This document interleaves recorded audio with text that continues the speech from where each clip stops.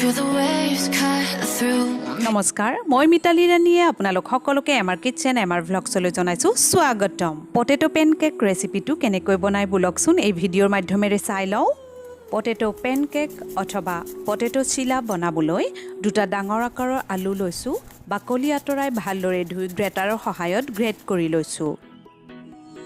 এটা পিয়াজ কাটি লৈছো দুটা কেঁচা জলকীয়া কাটি লৈছো 3-4 চামুচ পিঠাগুৰি আৰু সোৱাদ অনুসৰি নিমখ গ্ৰেট কৰি লোৱা আলুৰ সৈতে কাটি লোৱা পিয়াজ দি দিলো 3 চামুচ পিঠাগুৰি দি দিলো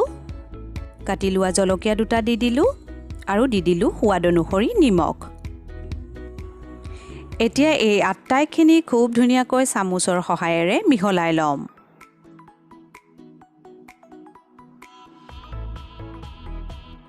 পটেটো মিক্সাৰখিনি ৰেডি হৈ গ'ল গেছৰ ফ্লেম লো ৰাখি কেৰাহীখন পাতি দিছো কেৰাহী গৰম হোৱাত 2 চামুচ কুকিং অইল দি দিছো তেলখিনি চাৰিওফালে লগাই লৈছো তেল ধুনীয়াকৈ গৰম হৈ গৈছে এতিয়া ইয়াতে পটেটো মিক্সাৰখিনি দি দিলো পটেটো মিক্সাৰখিনি চামুচৰ সহায়ত ভালদৰে বহলাই লৈছো তেতিয়া সিজিবলৈ সহজ হ'ব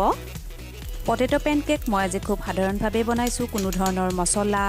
ধনিয়া মই একো এড কৰি দিয়া নাই আপোনালোকে যদি দিব বিচাৰে দি দিব পাৰিব এতিয়া 2-3 মিনিট সময়ৰ বাবে ঢাকনি লগাই সিজিবলৈ দি দিম 2 মিনিট পিছত ঢাকনি আঁতৰাই চাই লওঁ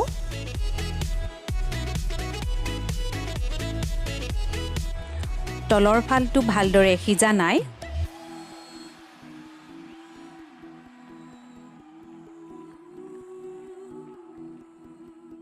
পুনৰ ঢাকনি লগাই লো ফ্লেমত 2 মিনিট সময় সিজিবলৈ দি দিলো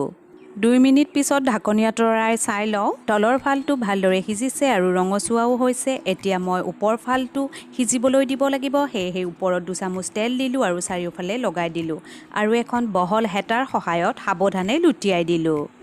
পুনৰ লো ফ্লেমত 2-3 মিনিট সময়ৰ বাবে ঢাকনি লগাই সিজিবলৈ দি দিলো